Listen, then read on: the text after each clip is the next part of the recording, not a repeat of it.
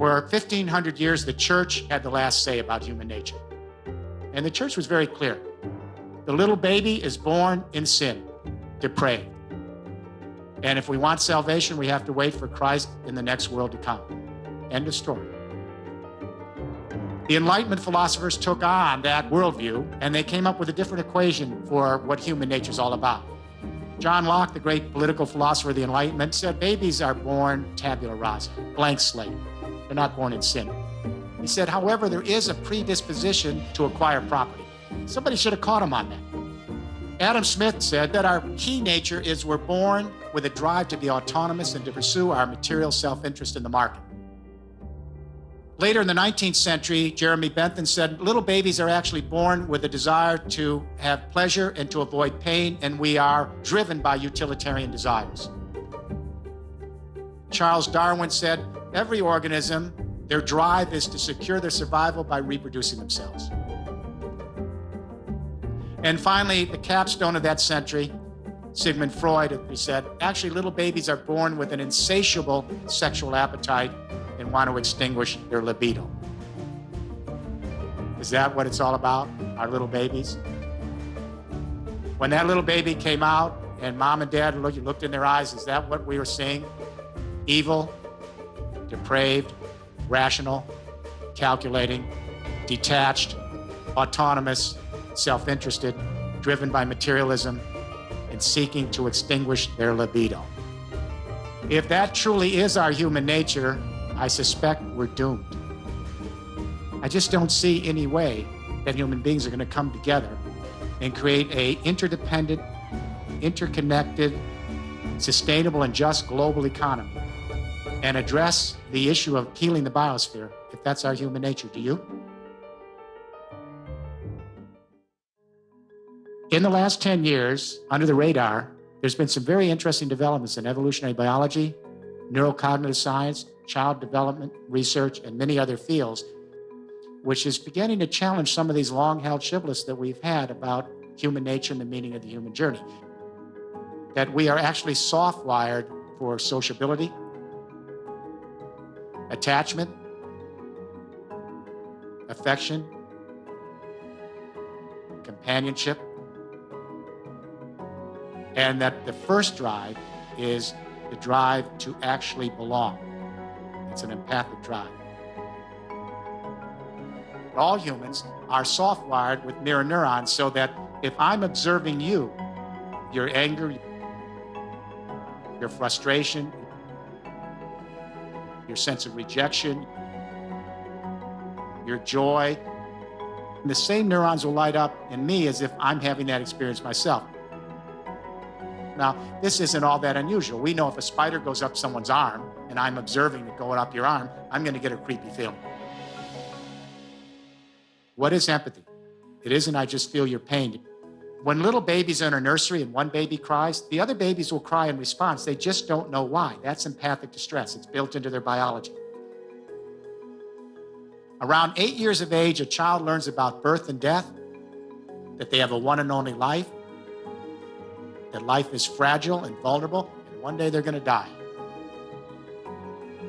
So when a child learns that every moment is precious and that they have their own unique history, it allows a child to experience another's plight in the same way. That that other person or other being has a one and only life.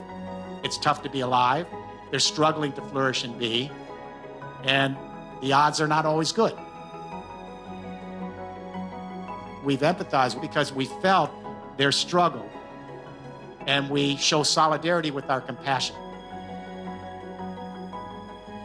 So here's the question. Is it possible that we human beings who are soft-wired for empathic distress, is it possible we could actually extend our empathy to the entire human race as an extended family, and to our fellow creatures as part of our evolutionary family, and to the biosphere as our common community? If it's possible to imagine that, then we may be able to save our species and save our planet.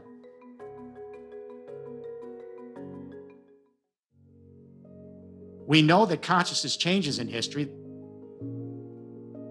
The way our brain is wired today is not the way a medieval serf's brain would be wired, and their brain wouldn't be the same as the wiring of a forager hunter 30,000 years ago. With forager hunter societies, communication only extended to the local tribe and shouting distance. Everyone over in the next mountain was the alien other. So empathy only extended to blood ties. When we went to the great hydraulic agricultural civilization, script allowed us to bring more people together, and the differentiation of skills and the increasing selfhood not only led to theological consciousness, but empathy now extended to a new fiction, religious ties. Jews start to see all other Jews as extended family and empathize with Jews. Christians start to see all other Christians as extended family and empathize with Christians. Muslims, the same. When we get to the 19th century, the Industrial Revolution, and we extend markets into larger areas and create a fiction called the nation state. And all of a sudden, the Brits start to see others in Britain as extended family. The Germans start to see Germans as extended family. There was no such thing as Germany. There was no such thing as France. These are fictions. But they allow us to extend our families so that we can have loyalties and identities based on the new complex energy communication revolutions we have that annihilate time and space. But if we have gone from empathy in blood ties to empathy in religious associational ties to empathy based on national identification, is it really a big stretch to imagine to connect our empathy to the human race writ large in a single biosphere? We have to begin thinking as an extended family. We have to broaden our sense of identity. We don't lose the old identities of nationhood and our religious identities and even our blood ties. But we extend our identity so we can think of the human race as our fellow sojourners and our other creatures here as part of our evolutionary family. And the biosphere is our community. We have to rethink the human narrative. If we are truly Homo empathicus, then we need to bring out that core nature. Because if it doesn't come out and it's repressed by our parenting, our educational system, our business practice and government, the secondary drives come. The narcissism, the materialism, and the violence, the aggression. Empathy is the opposite of utopia. Exact opposite. There isn't any empathy in heaven because there's no mortality. There's no empathy in utopia because there is no suffering. Empathy is grounded in the acknowledgement of death and the celebration of life and rooting for each other to flourish and be.